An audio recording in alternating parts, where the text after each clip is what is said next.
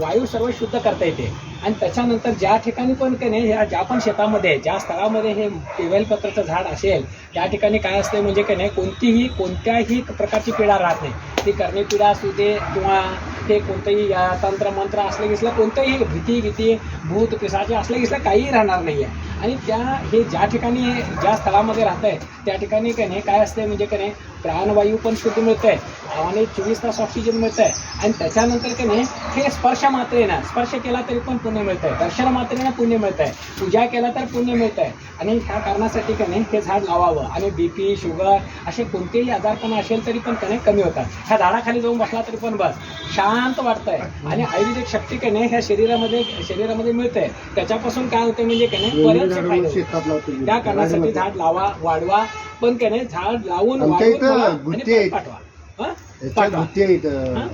आणि साक्षात शिव स्वरूप असं आहे.